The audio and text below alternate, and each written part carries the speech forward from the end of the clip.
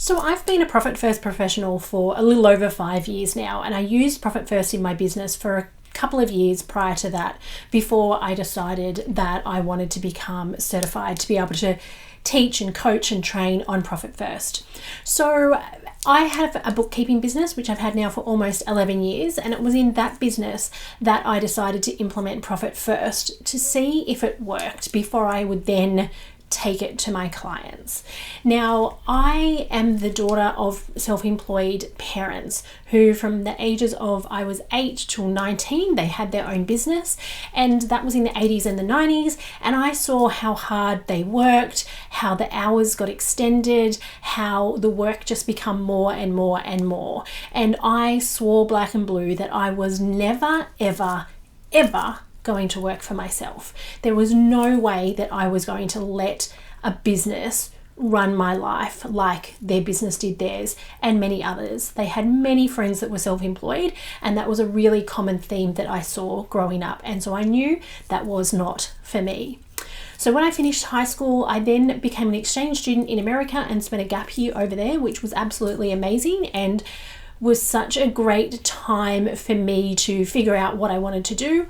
I've always been a lover of numbers. Maths was always my favorite subject. I did 3 unit business studies. I did 3 unit economics in 11 and 12. I did commerce in year 9 and 10. Like, financials was always going to be my thing. There was nothing else that I loved more than numbers and the way it worked and the way we could use our numbers to help improve our life. So what I did is, once I come back, I then studied a diploma in business management, again with the view that I was going to work for somebody else. I then got offered a job to work in a bank, and that's when I became a financial planner. And I worked in that role for almost 10 years before having my first child, and I loved that role. But what I saw time and time again was so many self-employed people getting near to retirement and have worked their butts off and not having anything to show for it. And I realized that just confirmed what I had seen growing up, that self-employed people worked really, really hard and not very often had anything to show for it. Once I had my first child, my daughter, I then worked for a family friend in his small business because it was nice and close to home. And when I was a financial planner towards the end, I was an auditor working in Sydney, which was an hour and a half each way trip for me. And for those who have a young family, that just wasn't going to work. Once I had my son, that was when I came across Xero. And I was doing a little bit of bookkeeping on the side for some family and friends. And I came across that program, and all of a sudden I had this realization that this program was going to change small business owners' lives. If we could move from having our data so delayed and so behind in how it had been done in the past, to being able to have up-to-date data at the touch of a button, up to date as at basically yesterday, then that could make such a huge difference to small business owners' lives. So I then started my bookkeeping business, even though I swore I would never, ever, ever work for myself. But for me, I just felt that I needed to make sure that small business owners knew about Xero, knew how they could get their bookkeeping up to date so much easier and so much quicker than they had been doing in the past, and being able to have access to their data and the numbers of their business to be able to help make them make decisions much quicker and easier than they ever had before. So I also made a promise to myself at that point in time that I was not going to fall into the trap that I saw so many people, my parents, their friends, and so many people around me do, where we just let the business run us. All of a sudden, the business takes over and we are not enjoying it, not having fun. So I made that promise to myself.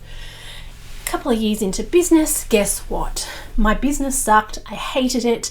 And I realized at that point, I'd been in business probably 3 years, and I realized that I was probably never going to be a very good employee again. So I had 2 options there. I could keep doing what I was doing, not really enjoying the business, and let it run me, or I, at that point, made a decision to do something differently. And that's where these lessons that I want to share with you came into play. So firstly, I made that decision that I wasn't going to settle for what my business was giving me. It was not fun. It was boring. And even though I was helping clients get onto Xero and helping them with their bookkeeping, that wasn't enough. I realized that that was only the first step to the puzzle between being able to get clients financial enough to be able to actually have money to invest with a financial planner and their bookkeeping. There was a missing piece of the puzzle in between. So that's where the first lesson that I learned was to go searching for something else. There is always a solution if we are open to receiving and open to looking for a solution and not just settling for what we have. And sometimes it's really easy to settle because we're worn out, we're tired, we're overworked, there may be 101 other things going on, and sometimes that's the best we can do, and that's okay. For me, what I learned was I could put my hand up, I could learn more, I could investigate different things at different rates at different times. So sometimes I was able to, deep dive into something and figure something out and be done in a couple of weeks. Other times it would take me months and months and months to learn something new and be able to implement it and practice it and try it in my business. So there's no right or wrong here, but my first lesson that I learned in business was just to know and make the decision that it doesn't have to be how it is now. My second biggest tip and second biggest lesson was that I then went researching. I love to research, and I went searching out to look for people who had businesses that looked like they were doing well, and that is where I start. Now I say that's where I started because sometimes businesses look like they're doing really well and they're actually not. So when I went searching for people, for mentors, for ways that I could improve my education to help me in my business, that is where I started. Following people on social media, reaching out, doing some free webinars and those types of things, reading books. The third thing that I learned very much is stick to the plan. So with regards to myself and my Profit First journey, I read Mike's book at the time. It was recommended to me by my business coach. I read the book, went, oh my God, that's amazing. And then I put it down and didn't really do anything with it. Business miraculously didn't change because I didn't take any action. Read the book again, then started to implement a few bits and pieces, a couple of bank accounts here and there. No surprises, it helped a little bit, but not really, really well. It didn't make a huge amount of difference.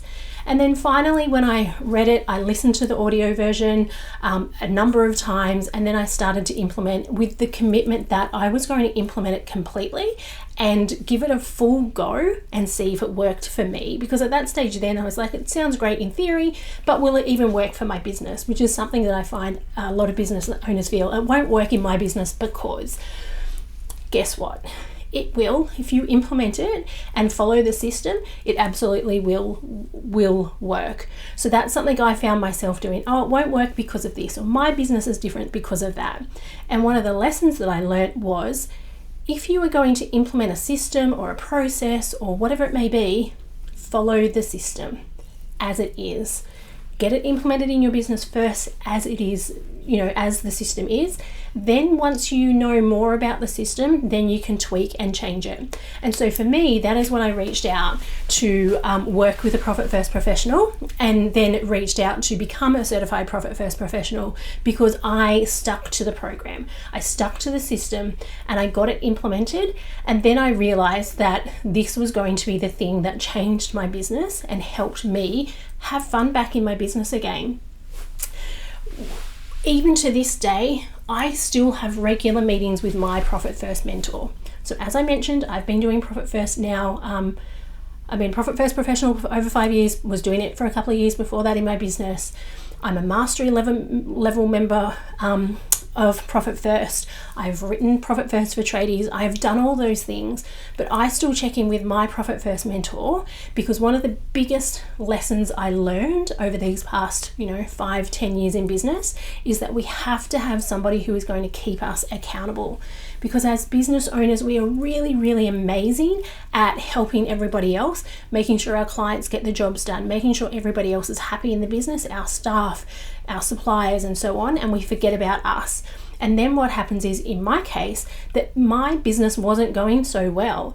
Once I started to have that regular check-in with my Profit First mentor, and then I am constantly knowing that those check-ins are going to happen, that I make sure that I make time to work on the business and work on me, so my businesses continue to grow. Because if my businesses don't continue to be successful, then I can't help as many people as I want. And for me, it's really important to be able to help people with setting up their bookkeeping and their Xero file and making sure that's all simple and efficient, helping them with Profit First so they can make money and keep money. So then I can refer them onto, down the track, a financial planner so they can plan their long-term goals. And it's something that those lessons, stick to the plan. Make sure you get a mentor or an accountability person and work with the specialist who has done the thing that you want to do, are my 3 key takeaways that I have learned that I always come back to in my business. And if I just stick to those 3 things with everything I do, then it makes things simpler. It makes it much less stressful for me. It means I can fit so much more in my day because I'm working with a specialist who has done it before and knows what they're doing. So it's a much more efficient way to do things. And it means that it lasts, that I stick to it, that I invest the time and the money now. So then it's going to have massive positive impacts on my business, not only now, not in a month, 2 months, 3 months, but in years to come. And now that's what I find after being in business for so long, that the investment of time and money that I made with a specialist all those years ago make my business consistently fun each and every day. Now, if your business doesn't feel like much fun at the moment, take it from me as a perfect example, nor did mine. But if we follow the steps, we can absolutely make your business fun again. And I'd love to chat to you more about that.